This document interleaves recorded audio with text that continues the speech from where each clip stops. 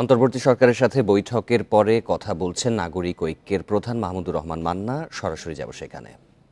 সেই পূজার ব্যাপারটা যাতে এই সম্প্রদায়ের মানুষ যথাযথভাবে শান্তিপূর্ণভাবে পূজাটা সম্পন্ন করতে পারে এবং তার সাথে সাথে শিল্প এলাকায় বিশেষ করে গার্মেন্টস এলাকায় যে অসন্তোষটা তৈরি করা হচ্ছে ওনাদের মতে, এগুলোর ব্যাপারে আমরা কী করছি সেটা বলছি, আর কি করা উচিত সেটা আপনারা বলবেন।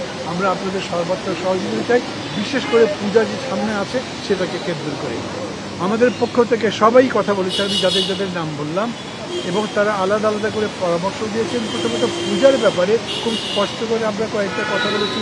আমাদের যা সহযোগিতা করতে হয় আমরা সব রকম সহযোগিতা করব, দরকার লাগলে জনগণের সঙ্গে মিশিয়ে তাদেরকে সাথে নিয়ে যাতে অনুষ্ঠানটা ভালো হয় সেই চেষ্টা করব।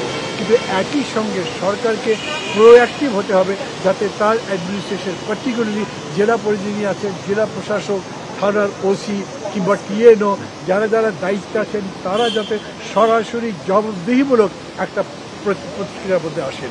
তারা বেশিরভাগ সময় দেখা গেছে অতীতে কোথাও ঘটনা ঘটে গেছে কিন্তু যিনি সংশ্লিষ্ট কর্তৃপক্ষ ছিলেন তিনি কোনো কাজই করেনি।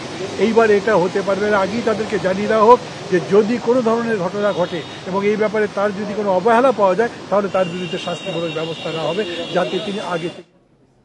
অন্তর্বর্তী সরকারের সাথে রাজনৈতিক দলগুলোর বৈঠকের পরে সংবাদ সম্মেলনের অংশবিশেষ দেখছিলেন।